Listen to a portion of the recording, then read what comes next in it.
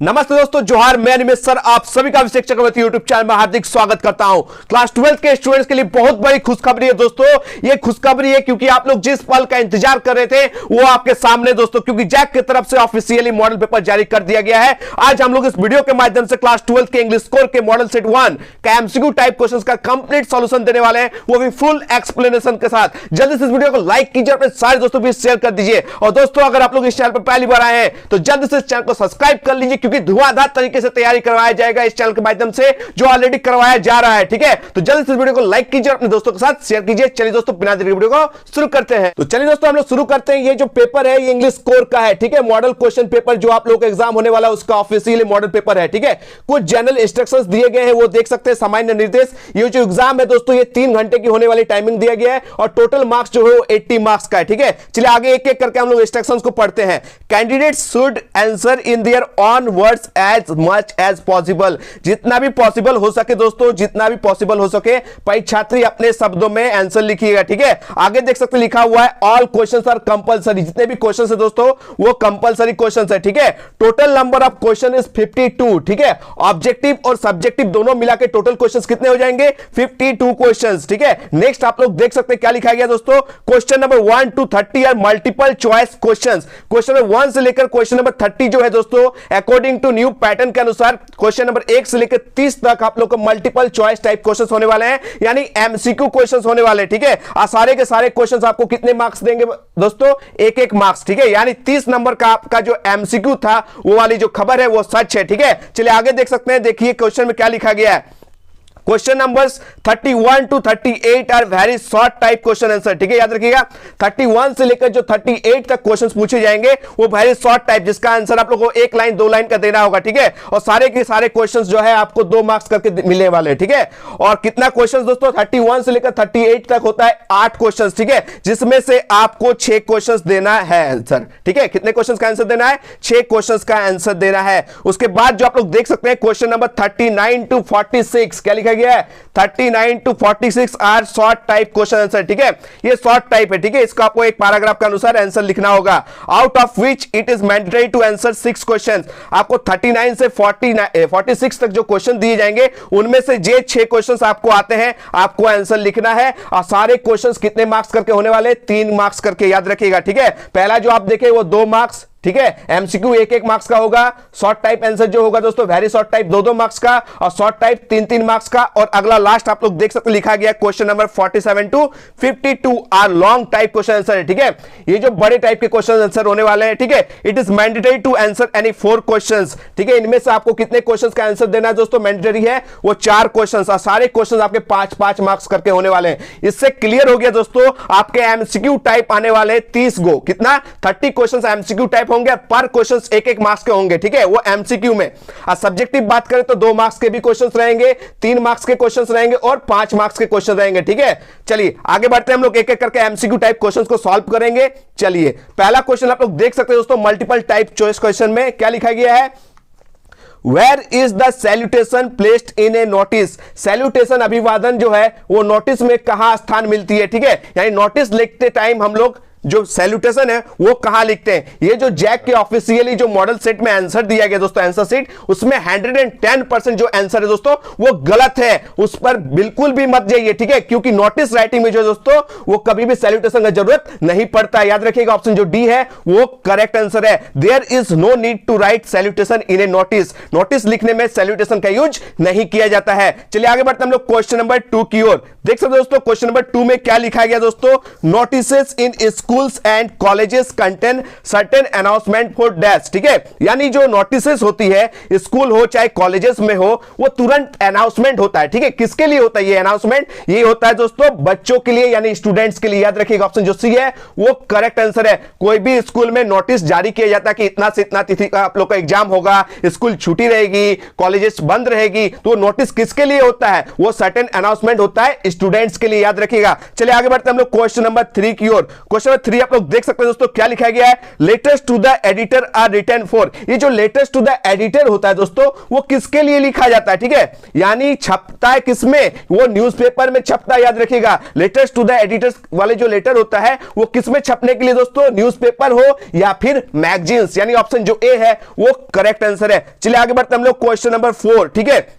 Question number 4 देख सकते हैं दोस्तों, क्या लिखा हुआ है, what is the setting of the last lesson. ये जो द लास्ट लेसन है उसका सेटिंग क्या रखा गया है, ठीक है। बहुत ही अच्छे तरीके से इस चैप्टर को मैंने समझाया है, आपको प्लेलिस्ट में वीडियो मिल जाएगा, ठीक है। ये क्वेश्चन मेरा कराया हुआ क्वेश्चन है, गारंटी पहला क्वेश्चन यही क्वेश्चन है दोस्तों जो मैं ऑलरेडी करा चुका हूं, ठीक है। कितने बच्चे समर्थ है कमेंट में जरूर बताइएगा, ठीक है। ये मेरा कराया हुआ क्वेश्चन है कि लास्ट लेसन का जो सेटिंग है दोस्तों वो क्या रखा गया था, वो फ्रैंको पर्शियन वार पे रखा गया था। ऑप्शन जो ए है वो करेक्ट आंसर है। ये जो फ्रैंको पर्शियन वार हुई थी दोस्तों 1870 टू 1871 में हुई थी, ठीक है, जर्मनी और फ्रांस के बीच में, याद रखिएगा। तो इस वार का नाम था फ्रैंको पर्शियन वार, इसी पे द लास्ट लेसन का जो सेटिंग है रखा गया है। चलिए आगे बढ़ते हैं हम लोग क्वेश्चन नंबर 5 की ओर। ये भी क्वेश्चन मेरा कराया हुआ क्वेश्चन है, ठीक है। देख सकते हैं कितने सुंदर क्वेश्चन है, सारे के सारे क्वेश्चन में से बहुत सारे क्वेश्चन मेरे द्वारा कराया गया है ऑलरेडी, ठीक है। क्वेश्चन नंबर 5 में क्या लिखा गया दोस्तों, देख सकते हैं, which country did France belong to. France जो है दोस्तों बहुत ही इंपॉर्टेंट कैरेक्टर है द लास्ट लेसन का, वो किस कंट्री से बिलोंग करता है, ये आपसे क्वेश्चन नंबर 5 में पूछा गया है। तो वो किस कंट्री से बिलोंग करता है दोस्तों, आप सभी को पता है वो फ्रांस से बिलोंग करता है। किस कंट्री से दोस्तों, फ्रांस से बिलोंग करता है, ठीक है। क्वेश्चन नंबर 5 का आंसर हो गया सी। चलिए आगे बढ़ते हैं हम लोग क्वेश्चन नंबर 6 की ओर। क्वेश्चन नंबर 6 आप लोग देख सकते हो दोस्तों, ये भी मेरा कराया हुआ क्वेश्चन है। Is your school ready, is your school ready, who ask this question. क्या आपका स्कूल तैयार है मैम। ये क्वेश्चन किसने पूछा था, ये क्वेश्चन पूछा था दोस्तों किसने, मुकेश नहीं, साहेब ने। ऑप्शन जो डी है वो करेक्ट आंसर है। क्या हो जाएगा, साहेब इज द करेक्ट आंसर। ये मेरा कराया हुआ क्वेश्चन है, चैप्टर 2 लास्ट स्प्रिंग में बहुत अच्छी तरह से समझाया है, उसका भी टॉप 20 एमसीक्यू टाइप क्वेश्चन दिया गया, प्लेलिस्ट में आपको वीडियो मिल जाएगी। चलिए आगे बढ़ते हैं हम लोग क्वेश्चन नंबर 7 की ओर। The rat pickers have no identity but they have, ये भी मेरा कराया हुआ क्वेश्चन है। द लास्ट लेसन से ये क्वेश्चन पूछा गया है कि रैट पिकर्स जो है वो जो कचरे चुनने वाले हैं उनके पास कोई भी आइडेंटिटी नहीं है, बट उन लोगों के पास क्या है दोस्तों, उन लोगों के पास है राशन कार्ड्स। क्या है दोस्तों, राशन कार्ड्स, ठीक है। इसका जो करेक्ट आंसर हो जाएगा option number C is the correct answer, ठीक है। चलिए आगे बढ़ते हैं हम लोग क्वेश्चन नंबर 8 की ओर। ये भी मेरा कराया हुआ क्वेश्चन है। Deep water is an exact taken from. ये जो डीप वाटर स्टोरी है दोस्तों ये किससे लिया गया है, ठीक है, यानी किससे लिया गया दोस्तों, ऑफ मैन एंड माउंटेन से। याद रखिएगा, ऑफ मैन एंड माउंटेन से लिया गया है। और ये ऑफ मैन एंड माउंटेन जो है दोस्तों मैंने बताया था ये विलियम ओ डगलस की अपनी आत्मकथा है, ऑटोबायोग्राफी है। ये जो डीप वाटर लेसन है दोस्तों इनके लेखक का नाम है विलियम ओ डगलस। ये एक छोटा सा टुकड़ा है, मैन बुक का नाम है ऑफ मैन एंड माउंटेन्स, जो विलियम ओ डगलस की अपनी ही ऑटोबायोग्राफी यानी आत्मकथा है। ये भी क्वेश्चन मेरा कराया हुआ है, प्लेलिस्ट में आपको वीडियो मिल जाएगी। चलिए आगे बढ़ते हैं हम लोग क्वेश्चन नंबर 9 की ओर। क्वेश्चन नंबर 9 आप लोग देख सकते हैं, why did Douglas hire an instructor. ये भी कराया हुआ क्वेश्चन है। ये डगलस है दोस्तों ये एक इंस्ट्रक्टर, ठीक है, इसको हायर क्यों किया, नियुक्त क्यों किया, ठीक है। इंस्ट्रक्टर मतलब दोस्तों ट्रेनर। क्या होता है दोस्तों, ट्रेनर, जो हम लोग ट्रेनिंग करवाता है, ठीक है, किसी चीज में हम लोग को एक्सपर्ट करता है उसको बोलते हैं इंस्ट्रक्टर, ठीक है। तो ये जो डगलस है वो एक इंस्ट्रक्टर को हायर यानी नियुक्त क्यों किया, ये इसका करेक्ट आंसर हो जाएगा ऑप्शन नंबर डी। क्या हो जाएगा, ऑप्शन जो डी है वो करेक्ट आंसर है। To overcome his fear of water and to learn swimming. उसका जो पानी के प्रति डर था उससे उसको उभारना था, ठीक है, उससे उसको बाहर निकलना था और उसको स्विमिंग सीखना था, क्योंकि डगलस पानी से बहुत डरते थे। जे बार अकेले में गए हैं, बेचारा डूबे हैं, ठीक है, उससे पानी के प्रति जो है वो फियर यानी डर जाता है, इसलिए वो डर को खत्म करने के लिए एक इंस्ट्रक्टर को नियुक्त करता है। यानी याद रखिएगा ये जो डर है पानी के प्रति उससे वो बाहर निकलना चाहता है और तैरना सीखना चाहता है, इसलिए वो एक इंस्ट्रक्टर को हायर करता है। Option D is the correct answer. चलिए आगे बढ़ते हैं हम लोग क्वेश्चन नंबर 10 की ओर। देख सकते हो दोस्तों क्वेश्चन नंबर 10 में क्या पूछा गया, what did the old man offer to rat trap peddler. ये जो ओल्ड मैन है वो पैडलर को क्या करता है दोस्तों, एक दिन जो है पैडलर को रात में ठहरने के लिए जगह देता है अपना कमरा में। तो यहां पर क्वेश्चन ये नहीं पूछा गया, पूछा गया कि ओल्ड मैन जो है वो क्या क्या देता है पैडलर को, ऑफर क्या क्या करता है। तो इसका करेक्ट आंसर क्या हो जाएगा दोस्तों, option D is the correct answer, both A and C, ठीक है। पॉरिज भी देता है उसको, टोबैको भी देता है, ठीक है, याद रखिएगा। ऑप्शन ए एंड सी दोनों करेक्ट है, इसलिए जो ऑप्शन डी है वो करेक्ट आंसर हो जाएगा, ठीक है। चलिए आगे बढ़ते हैं। ये जो क्वेश्चन दोस्तों द रैट ट्रैप से लिया गया, किससे, द रैट ट्रैप चैप्टर से लिया गया, ठीक है। चलिए आगे बढ़ते हैं क्वेश्चन नंबर 11 की ओर। क्वेश्चन नंबर 11 आप लोग देख सकते हैं दोस्तों क्या पूछा गया है, what amount of money was stolen from Crofter's pouch, ठीक है। कितना मनी चुराया गया था क्रॉप्टर्स के पाउच से, ठीक है। ये जो पाउच है चोरी कर लिया गया था किसके द्वारा? पैडलर के द्वारा। देखिए ये जो पैडलर है दोस्तों, ये चोरी कर लिया किसका? जो उसको ठहरने के लिए दिया, जो उससे एलोनलेस जो है दोस्तों वो शेयर किया, अपनी मन की बातें किया, उनके साथ रहा दोस्तों और उन्हीं को ठग लिया। यानी ओल्ड क्रॉप्टर का पाउच चोरी हो गया। चोरी होने का कारण कौन है दोस्तों? पैडलर, ठीक है। पैडलर वो पैसा चुरा लेता है। तो यहां पर वो नहीं पूछा गया, पूछा गया कि पैडलर कितना रुपया चुराता है ओल्ड क्रॉप्टर का। तो याद रखिएगा 30 क्रोनर्स। क्या हो जाएगा दोस्तों? 30 क्रोनर्स 30, ठीक है। तो इसका करेक्ट आंसर हो जाएगा दोस्तों ऑप्शन नंबर आपको बी दिखाई दे रहा है, वो करेक्ट आंसर है, ठीक है। 11 का option number B is the correct answer. चलिए आगे बढ़ते हैं हम लोग क्वेश्चन नंबर 12 की ओर। क्वेश्चन नंबर 12 देख सकते हैं दोस्तों, where was the annual convention of Indian National Congress party. ये जो वार्षिक उत्सव जो हुआ था दोस्तों नेशनल कांग्रेस पार्टी का, किसका? इंडियन नेशनल कांग्रेस पार्टी का जो हुआ था वो कहां हुआ था, कब हुआ था? कमेंट में जरूर बताइएगा। कहां हुआ था दोस्तों? लखनऊ में हुआ था। कहां हुआ था? ऑप्शन जो ए है वो करेक्ट आंसर है। चलिए आगे बढ़ेंगे हम लोग क्वेश्चन नंबर 13 की ओर, ठीक है। 13 नंबर क्वेश्चन आप लोग देख सकते हैं, पेन केक, ठीक है। बहुत ही इंपॉर्टेंट क्वेश्चन है। Pancake was the brand name of dash. ये जो पेन केक है दोस्तों पोएट्स एंड पेनकेक्स चैप्टर से लिया गया है, और पेन केक जो है वो किसका ब्रांड नेम है? तो ये किसी और का ब्रांड नेम नहीं है, जैसे मेकअप मटेरियल, ठीक है। याद रखिएगा ये जो ऑप्शन सी है वो करेक्ट आंसर है। जैसे लैक्मी वगैरह मेकअप मटेरियल होता है ना, उसी तरह पेन केक भी एक मटेरियल का नाम है, मेकअप मटेरियल का नाम है। ऑप्शन जो सी है वो करेक्ट आंसर है। चलिए आगे बढ़ते हैं हम लोग क्वेश्चन नंबर 14 की ओर। क्वेश्चन 14 आप लोग देख सकते हैं, who was the boss of Jimny studio. तो जिमनी स्टूडियो के जो बॉस है दोस्तों वो कौन है? तो जो बॉस है दोस्तों वही फाउंडर है। ये भी क्वेश्चन मेरा कराया हुआ क्वेश्चन है। इसका करेक्ट आंसर क्या हो जाएगा दोस्तों? Mister S Vasan is the correct answer. Option D is the correct answer. चलिए आगे बढ़ते हैं हम लोग क्वेश्चन नंबर 15। उससे पहले आप लोग बताइएगा जिमनी स्टूडियो की स्थापना कब हुई थी, ठीक है। कब जिमनी स्टूडियो की स्थापना हुई थी आप लोग कमेंट में जरूर बताइएगा। क्वेश्चन नंबर 15 की ओर हम लोग बढ़ते हैं। क्वेश्चन 15 देख सकते हैं, बहुत ही इंपॉर्टेंट क्वेश्चन है दोस्तों। Danny Casey was a player in the football team of dash, ठीक है। ये जो डेनी केसी है दोस्तों वो कहां के फुटबॉलर थे, यानी किस टीम से वो खेलते थे? याद रखिएगा इसका करेक्ट आंसर हो जाएगा ऑप्शन नंबर ए आयरलैंड। याद रखिएगा इसका करेक्ट आंसर हो जाएगा आयरलैंड। वो एक आयरिश फुटबॉलर थे। याद रखिएगा डेनी केसी एक आयरिश फुटबॉलर थे, यानी ऑप्शन जो ए है वो करेक्ट आंसर है आयरलैंड। चलिए आगे बढ़ेंगे हम लोग क्वेश्चन नंबर 16 की ओर। क्वेश्चन नंबर 16 देख सकते हो दोस्तों, Sophie was a young girl who dream to be dash, ठीक है। ये जो सोफी है यह एक यंग गर्ल है, ठीक है। यह एक यंग गर्ल है जो क्या सपना देखती थी दोस्तों? याद रखिएगा तो इसका करेक्ट आंसर हो जाएगा ऑप्शन नंबर डी। क्या हो जाएगा? ऑप्शन डी, ठीक है। मैनेजर बनने का सपना देखती थी, अपना एक बुटीक खोलना चाहती थी, एक एक्ट्रेस बनना चाहती थी और एक फैशन डिजाइनर बनना चाहती थी। All of the above is the correct answer. अरे ही सोफी जो है दोस्तों आयरलैंड वाले प्लेयर जो है डेनी केसी उसका सपना देखती रहती थी, ठीक है। याद रखिएगा सोफी जो है दोस्तों वो एक डे ड्रीमर थी, और इसकी जो सहेली थी दोस्तों जेंसी वो एक रियलिस्टिक टाइप की लड़की थी, ठीक है। चलिए आगे बढ़ते हैं हम लोग क्वेश्चन नंबर 17 की ओर। क्वेश्चन नंबर 17 आने से पहले देखिए दोस्तों, एक पोएम से एक स्टैंजा लिया गया, एक एक्सट्रैक्ट लिया गया। इस स्टैंजा को हम लोग पढ़ेंगे और उससे रिलेटेड सारे क्वेश्चंस हम लोग करेंगे। और ये भी स्टैंजा दोस्तों मेरा द्वारा कराया हुआ क्वेश्चन है। मैंने first poem my mother eight 66 जब पढ़ाया था इसका सारा क्वेश्चन सॉल्व करा दिया गया था, ठीक है। तो देखने के साथ ही मैं पता कर लिया कि ये जो है माय मदर एट 66 पोएम से लिया गया है। देखिए क्या लिखा गया है, read the given extract and answer the questions. इस पंक्ति को पढ़िए और सारे क्वेश्चंस का आंसर दीजिए, ठीक है। देखिए स्टार्टिंग लाइन में क्या लिखा गया है, driving from my parents home to Cochin last Friday. यानी ये जो कवित्री है कमला दास वो कहां से ड्राइविंग कर रही है? अपने पेरेंट्स होम से। कहां के लिए दोस्तों? कोचिन एयरपोर्ट के लिए लास्ट फ्राइडे को, ठीक है। आगे क्या लिखा गया है, morning I saw my mother beside me. और मेरे बगल में कौन बैठी हुई है? मेरी मम्मी, ठीक है। कौन? कमला दास की मम्मी बगल में बैठी हुई है। आगे doze open mouth her face ashen like that of a corpse and realise with pain. देखिए उसकी मम्मी को जो मुंह है दोस्तों वो ऊपर की तरह खुला हुआ है और वो हाई ले रही है, यानी डोज ले रही है, ओपन माउथ है।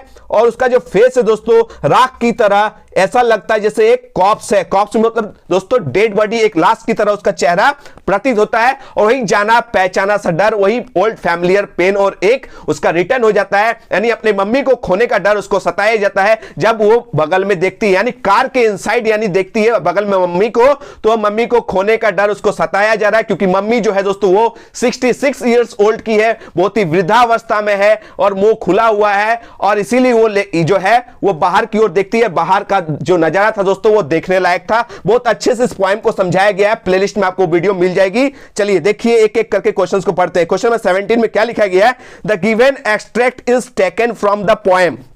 ये जो लाइन दिया गया दोस्तों, ये जो पंक्ति उठाया गया है वो किस पोएम से लिया गया है, ये आपसे क्वेश्चन नंबर 17 में पूछा गया। आप सभी को पता है दोस्तों, माय मदर एट 66, ठीक है। और इनके जो पोएट है दोस्तों और कौन है? कमला दास है, याद रखिएगा। चलिए आगे बढ़ते हैं हम लोग क्वेश्चन नंबर 18 की ओर। क्वेश्चन नंबर 18 आप लोग देख सकते हैं, where was the poet driving to. तो ड्राइविंग टू जब आ गया दोस्तों तो वो कहां के लिए ड्राइव कर रही थी, ये आपसे क्वेश्चन पूछा गया है। जब भी टू रहे तो आप लोग क्या टिक कीजिएगा दोस्तों? इसका करेक्ट आंसर हो जाएगा ऑप्शन नंबर बी। क्या हो जाएगा? ऑप्शन बी नहीं होगा दोस्तों, ड्राइविंग टू बोल रहा है ना, हाँ, कोचीन एयरपोर्ट ही होगा। कहां के लिए दोस्तों गाड़ी चला रही है? कोचीन एयरपोर्ट। अगर यहां पर टू की जगह अगर फ्रॉम देता ना तो आप लोग करते पेरेंट्स होम। कहां से? फ्रॉम मतलब कहां से, तो पेरेंट्स होम से। और टू मतलब कहां के लिए, तो कोचीन एयरपोर्ट के लिए। तो इसका करेक्ट आंसर हो जाएगा option number B is the correct answer, ठीक है। चलिए आगे बढ़ते हैं हम लोग क्वेश्चन नंबर 19 की ओर। क्वेश्चन नंबर 19 आप लोग देख सकते हैं दोस्तों क्या लिखा गया है? Who was sitting beside the poet, यानी पोएट के बगल में, कवित्री के जस्ट बगल में कौन बैठी हुई थी, ये आपसे क्वेश्चन पूछा है। और ये मेरे द्वारा कराया हुआ क्वेश्चन है, ठीक है। तो कौन बगल में बैठी हुई थी? और कोई नहीं दोस्तों, कवित्री की अपनी मां। तो इसका करेक्ट आंसर हो जाएगा दोस्तों option number B is the correct answer, her mother is the correct answer. चलिए आगे बढ़ते हैं हम लोग क्वेश्चन नंबर 20 की ओर। क्वेश्चन नंबर 20 आप लोग देख सकते हैं दोस्तों क्या लिखा गया है?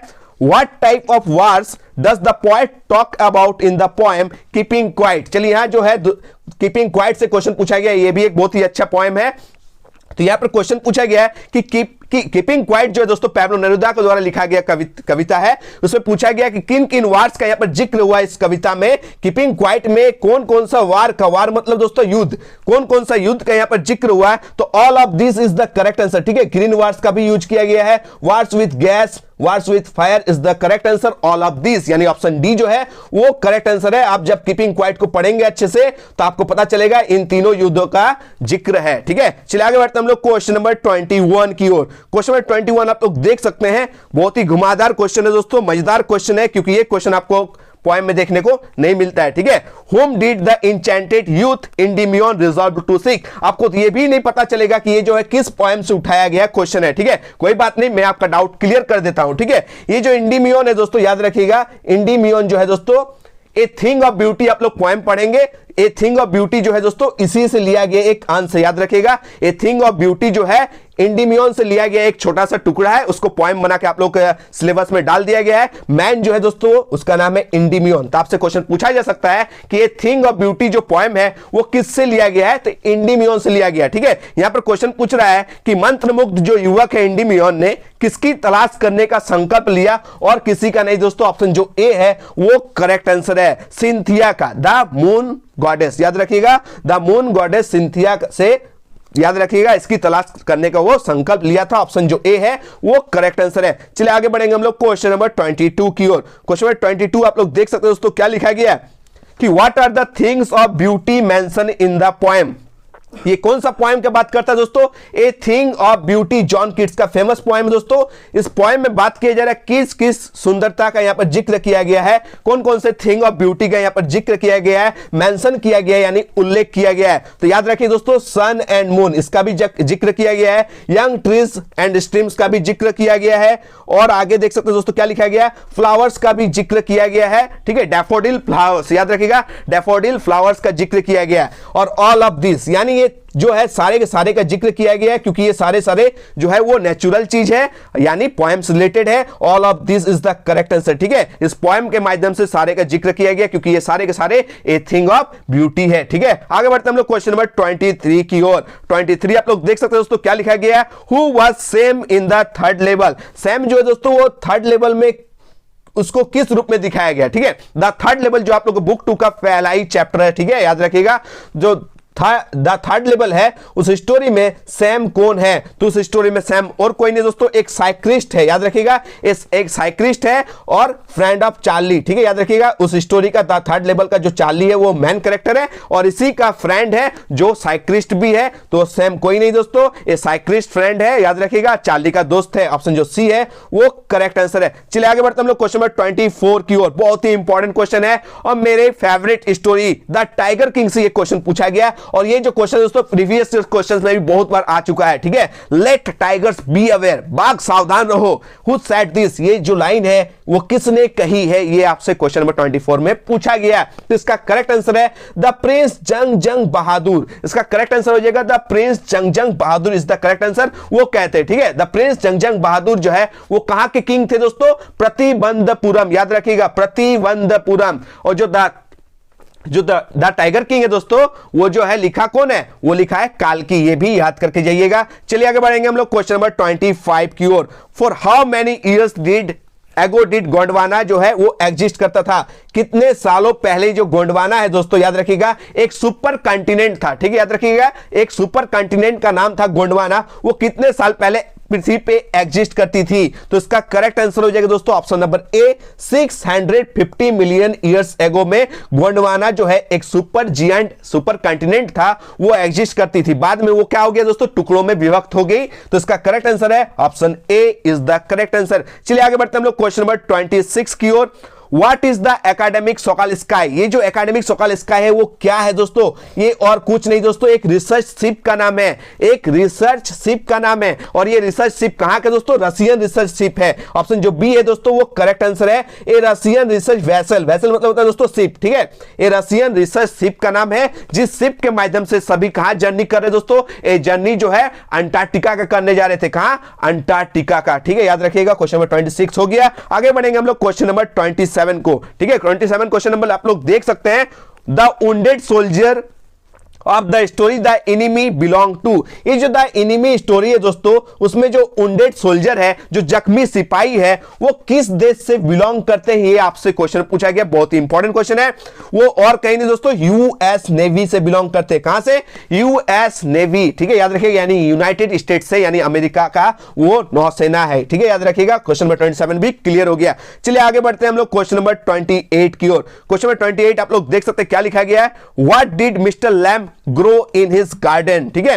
मिस्टर लैम्ब जो है दोस्तों वो अपने गार्डन पर क्या ग्रो कर रहे हैं, यानी क्या ग्रो कर रहे हैं, किस फसल की ग्रो कर रहे हैं। और फसल नहीं दोस्तों, वो एप्पल, याद रखिएगा किसकी, एप्पल की, यानी ऑप्शन नंबर जो डी है वो करेक्ट आंसर है, ठीक है। अपने बगीचे में एप्पल्स का वो लगाए हैं, ठीक है। ये एप्पल्स का वो क्या करते हैं दोस्तों, जेली बनाते हैं, ठीक है, याद करके जाइएगा। चलिए आगे बढ़ते हैं हम लोग क्वेश्चन नंबर 29 की ओर। क्वेश्चन नंबर 29 आप लोग देख सकते हैं। Why did Bama reach in 1 hour instead of 10 minutes, ठीक है। अगर वो मान लो स्कूल जाते हैं, ठीक है, बामा जो स्कूल जाती है तो 10 मिनट्स की जगह वो 1 घंटा क्यों लेती है, ठीक है। तो 1 घंटा इसलिए लेती होगी क्योंकि बहुत सारा नजारा देखती होगी, ठीक है, कहीं ना कहीं रुक जाती होगी। तो बामा जो है दोस्तों याद रखिएगा वो she used to stop at every shop, प्रत्येक दुकान में थोड़ा थोड़ा रुकती थी। आगे she used to watch shows on road, road में मान लीजिए बंदर नाच दिखाया जा रहा है, कुछ भी शो दिखाया जा रहा है तो वो भी रुक रुक के देखती है, ठीक है। और because she uses to enjoy all fun on the roads, road में जितना भी तमाशा होता है दोस्तों वो सारे तमाशा को देखती है, सारे दुकान को देखती है, जलेबी की दुकान को देखती है, बंदर नाच वगैरह देखती है। तो मान लीजिए अगर मेरा काम है स्कूल जाना, हम किसी तरफ ध्यान नहीं देंगे, रास्ते में चलते चलते स्कूल जाएंगे तो 10 मिनट्स में पहुंच जाएंगे। ये 10 मिनट्स की जगह 1 घंटा लगाती है। दैट मींस ये सारे के सारे एक्टिविटीज वो करती है, ठीक है, यानी all of the above is the correct answer, इनमें से सभी, ठीक है। चलिए आगे बढ़ते हैं हम लोग क्वेश्चन नंबर 30, आज का लास्ट एमसीक्यू टाइप क्वेश्चन है। क्वेश्चन नंबर 30 क्या पूछा गया है, why did Zitkala not like to cut her hair, ये जो जितकाला सा है दोस्तों वो अपना जो हेयर है वो क्यों नहीं काटना चाहती, ये आपसे क्वेश्चन में पूछा गया है। तो इसका करेक्ट आंसर हो जाएगा दोस्तों क्या, इसका करेक्ट आंसर हो जाएगा option number C is the correct answer, याद रखिएगा। Because her mother had told her that mourners and cowards keep such hair, ठीक है, क्योंकि उसकी मां ने उसे बताया था कि शौक मनाने वाले और कायल लोग ऐसे बाल रखते हैं। ये था दोस्तों आज का टॉप और 30 क्वेश्चंस जो आपके जैक की तरफ से ऑफिशियली मॉडल सेट द्वारा जारी किया गया है। आशा करते हैं दोस्तों आप लोगों को आसानी से ये वीडियो समझ में आ गया। दोस्तों आप लोग धड़ल्ले से तैयारी कीजिए और इंग्लिश कोर का तैयारी कौन कौन मेरे चैनल द्वारा मेरे साथ करना चाहते हैं कमेंट में जरूर बताइएगा। मेरा नाम है दोस्तों अनिमेश सर, ठीक है, याद रखिएगा। आप लोग इंस्टाग्राम आईडी में अनिमेश सर सर्च कीजिएगा, वहां पर आप हमको फॉलो कर सकते हैं। कोई भी डाउट्स होगा वहां पर आप बेझिझक पूछ सकते हैं, ठीक है। और टेलीग्राम चैनल भी दिया गया, उसको भी आप लोग ज्वाइन कर लीजिएगा, ठीक है। और कौन कौन चाहते हैं कि मॉडल सेट के साथ सब्जेक्टिव टाइप क्वेश्चंस भी प्रोवाइड किया जाए तो जल्दी कमेंट में बताइएगा। जितना जल्दी आप लोग कमेंट मिलेगा दोस्तों मैं जरूर से जरूर आप लोग को वीडियो प्रोवाइड करने की कोशिश करूंगा। मिलते हैं दोस्तों एक नए वीडियो में। धन्यवाद, जय हिंद, वंदे मातरम।